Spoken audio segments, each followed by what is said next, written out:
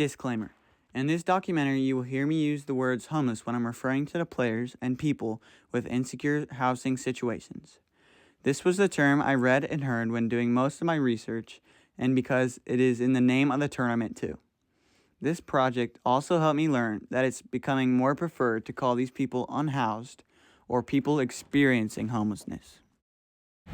The Homeless World Cup was created in 2003 by a man named Mel Young. Mel Young sought to create a world without homelessness. He said, "In a developed world, homelessness shouldn't exist. Being homeless can be very isolating. Over 22% of adults feel socially isolated, many being homeless. Tens of thousands of homeless people die yearly because of being without housing. With that said, homeless people die 30 years younger than average." Mel Young realized when he was on a soccer team, he felt part of a family. He knew he could combine his love of soccer and his dying passion to erase homelessness to possibly change the world for the better. This is where the idea of the Homeless World Cup came from. The first step of creating the Homeless World Cup was funding. He had to find sponsors and partners. He needed to find players, coaches, raise awareness, refs, facilities, nonprofit workers, and much more too. Many people said they wouldn't want to watch homeless people play soccer. So this was another problem. One way he paid for all of this is he would have the cities who wanted to host the Homeless World Cup bid on having it. The next issue was qualifications of players who wanted to play. He decided on people who were homeless, addicted to drugs, struggling with mental health, severe social isolation, and physical illness. They as well had to be between the ages of 16 to 65 plus. He decided on having the tournament every 2 years at different major cities around the world, including Mexico City, Seoul, Oslo, Cardiff, Amsterdam, and many more. This first video is the Canadian national team for the Homeless World Cup practicing. It's not about the talent. It's not about the soccer. It's more about the social side, reintegrating back into society. Sport generally is a fantastic vehicle for doing it. Is it somebody that's coming out with mental health issues, somebody that's coming out with an addiction issue, somebody that's extremely vulnerable, because by mixing together with these other players from other shelters, not just here but in other provinces as well, they've realised they're not by themselves. A lot of people in our background or where we're from don't actually get to have activities or go out because first of all it costs, and we just don't have the resources. So it's amazing to get back in shape. As a human being, we love being included, whether it be a sport activity or just watching hockey together. So something that brings people together is always amazing, and it can help a lot of people that didn't know they needed. As you can see, those players were happy just to have a facility to play in. This next video is a fan-made cartoon about a player in the Homeless World Cup.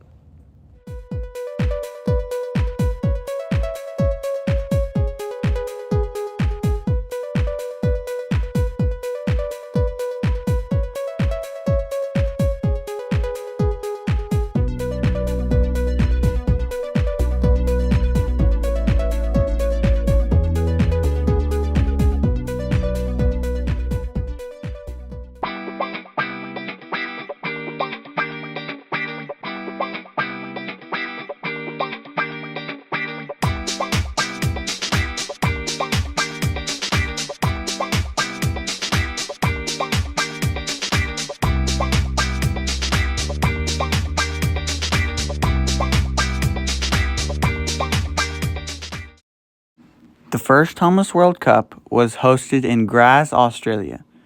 Many homeless people felt unseen, so this tournament is all about seeing the unseen. There are 73 partner organizations worldwide, which shows all the support they have. Players are picked by the coach of each national team. They get trained for a few months in preparation for the Homeless World Cup. In the most recent tournament, there were almost 60 teams. Some all men, some all women, some both. Although not many countries have won, the countries that have felt great pride as it is a great achievement. In the latest tournament, Mexico defeated England 6-5 with a goal in the final seconds to win. This next video is the story of an English Homeless World Cup player.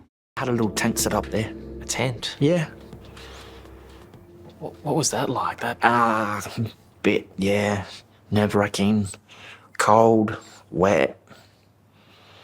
Just a bit wary of, people walking past and, I don't know, seemed to get through it. It's a sadly common reality the rest of society often ignores and harshly judges. But there's more to the stories of those who sleep rough, as Michael Wilson will show you. All anyone ever needs is one chance to prove the world wrong, and people without a home are no exception. In fact, Michael is about to do more than most of you or I have ever done. Take one. Perfect. Did you know 1.3 million lives have changed because of the Homeless World Cup? Even though that's not even 1% of the homeless population. This final video is a game between Ireland and Romania in the 2023 Homeless World Cup.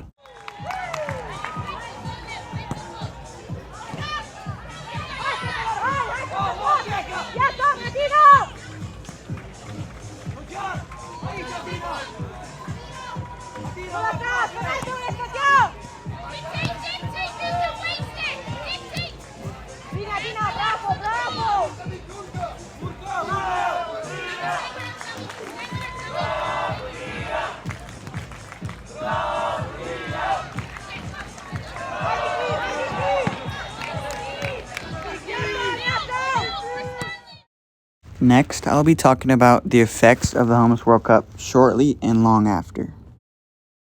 Even though the Homeless World Cup is still going on, there are a good amount of immediate effects, some positive, some negative. 500 men and women competed, 100,000 Crown members, and 60 teams. They gained support from soccer companies like UEFA and FIFA Pro. The players realized they are a part of something, as in a family or a team. Social isolation and homelessness as a whole was heading downhill almost immediately, as players were finding jobs and escaping social isolation. They decided to create a movie about the huge tournament called The Beautiful Game, directed by Thea Sharrock and written by Frank Cortel Boyce. This movie is about a man who used to play soccer for a famous club, but is now homeless. He gets spotted by the English Homeless World Cup coach and is not too sure about joining the team at first, but eventually does.